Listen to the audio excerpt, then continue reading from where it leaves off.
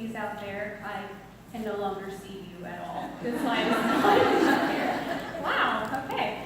And I know I didn't get to meet like the majority of you tonight, just that kind of way that this is kind of hectic and fun and crazy, and I'm an introvert, so I pretty much avoid talking and meeting lots of people anyways. I avoid it like the plague. But now that you're here, I still want to call you beautiful. And there's a reason. It's because I believe, I want to believe that there is a God. And I believe that He created many, many beautiful things. I think of like the stars out in the sky. I think a beautiful, clear, black night, and there's thousands of stars in the sky. Isn't it beautiful? Or beyond that, you got galaxies that are way out there, and there's magnificent, huge, and it's just beautiful, right? And then I think of here on our planet, when you think beautiful landscape, what comes to mind? You think mountaintops and mountain ranges and just the vastness of those, the size of those things. And then the mountain peak, maybe there's snow all over it. I mean, you don't really like this weather. Maybe you're like looking for the beach and you want to be in white sands and you want to see the ocean. And you see the ocean just stretch on and on and on and meet the sky. And that's beautiful. Or a sunset in your field. How many of you seen some gorgeous sunset as the seasons have been changing and the trees are changing color? It's gorgeous and it's beautiful. I believe God made all of those things, but He also especially made you. And there's a special way, in a very unique way, that He made you and He made me. I believe we have insight into that. So in the Bible, right smack in the middle, a big chunk of it, is a book called Psalm. Yes, it is spelled weird. It's hard to pronounce. Good job for the 6-year-old. So it's Psalm, and just another way, it's another word for song. And this song is written by a man named David. And he had a very special relationship with God. He was very close to Him. He worshipped Him. He saw Him as Creator, and he saw Him as the provider for him and takes care of him. So in Psalm 139, I just love this set of verses. There's 13 through 16. I'm going to read them for you. For You created my inmost being. You knit me together in my mother's womb. I praise You because I am fearfully and wonderfully made. Your works are wonderful. I know that full well. My frame was not hidden from You when I was made in the secret place. When I was woven together in the depths of the earth, Your eyes saw my unformed body. All the days ordained for me were written in Your book before one of them came to be. What a unique and interesting way of putting it, right? When God made you, it actually has some detail to it. And think of knitting you together. Any of you knit? Well, raise your hands if you want, I can't tell. But you create something, right? You have a purpose. You sit down and don't just accidentally flop out a blanket. You knit it. It's on purpose. It's beautiful. It's something really unique. And the way that David wrote it that way. And then also in your mother's womb, you were all born, you're all here. At one point, you were in your mom's womb, and she figured it out. You realize that she figured out at some point she was pregnant. And who knows what her response was, but you were in there and she understood that. Some of you, if you've had children, you figure it out eventually. You feel like, why am I so tired and why do I feel awful for over a month now? And then you realize, I should take a test. And then, of course, the resulting reactions are very varied. First 2 kids was, yay, and the third one was just, a surprise. Julie's trying to probably figure out what her reaction really is. But you figured out that you're pregnant, and your mom eventually figured out she was pregnant with you. But who knew before that? Who knew before the mother? God did. He was a special way He was already making you by the time she figures it out. And then even secretly, He made you in a secret place. What a really special way that He saw you. What a really intimate, wonderful, beautiful way He made you. And all that's wonderful and good. I always love those verses. But it's verse 16 that kind of nerves me. All the days ordained for me were written in Your book before one of them came to be. So I think, well, it's nice. And then I go, oh no. Some of those days, not so beautiful. Some of those days, it's just plain ugly. There were days that I chose to be selfish instead of loving. There were days that I knew what was the right thing to do, and I just totally did the wrong thing. And that's all right. I've betrayed people. I have been unkind. I have yelled at my children in anger for 20 times in one day. That's an ugly day. My kids tell you, I was not pretty that day. You've all had those ugly days, right? It's just not a beautiful day, but God already knew that.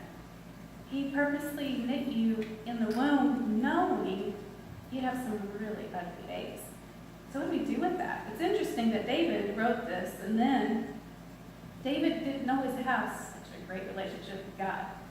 He knew the right things to do, right? There's times he did the wrong thing. I mean, if you know the story, you know the wrong thing.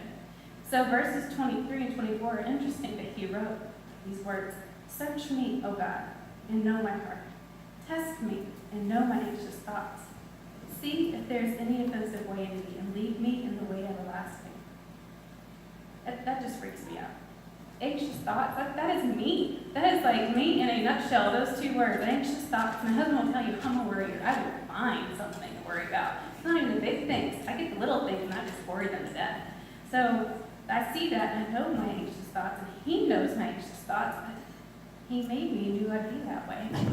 So I think of the words, do not worry. And my husband preached on that the other day.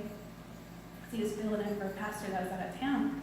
And the whole sermon, do not worry. Don't worry about what you eat, what you're going to wear. Don't worry about your finances. And tomorrow's got enough worry on its own, right? It's great advice. Jesus gave great advice. That's all written and said by Jesus in the Bible. So it's a great saying. Yeah, it's hard to take that to heart. I lost my train of thought. But he said, do not worry. And I'm wondering what to do with that. And I think that's what Jesus said. He had some things that he could have worried about, what his destiny was. So I think of God knitting together in the womb. He knit Jesus together in his mother's womb. Why do we celebrate Christmas? Because the way he was born, he was God's son. It was really special. I think that secret God had is he made his own son in that mother's womb, in the secret place. And then what he was destined to be, he grows up, right? And we were like, yay, Christmas, the baby Jesus. But he grows up, and he becomes a man who gives great advice, like, do not worry. And he also says, love your neighbor. And that's wonderful things to hear, and I need to hear that. He didn't just say awesome things, though. He did awesome things. Some of the things Jesus did, he healed people, performed miracles. He had power over the storms. He had power over nature. He could make the blind men see, and people that walk. And then what is the ultimate thing he does? He dies.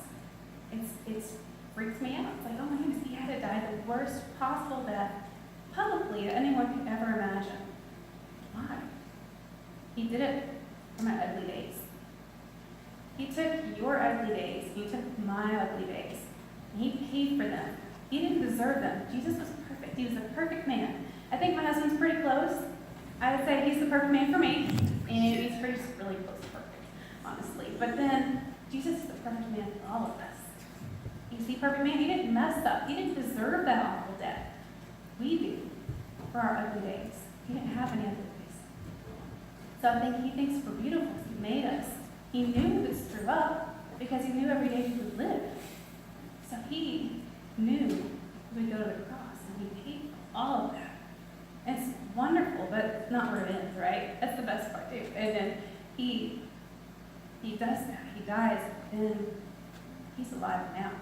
He's not dead anymore, is he? He is alive, and he's in heaven. And when God sees me, he doesn't see this mess of anxiety and stress and worry.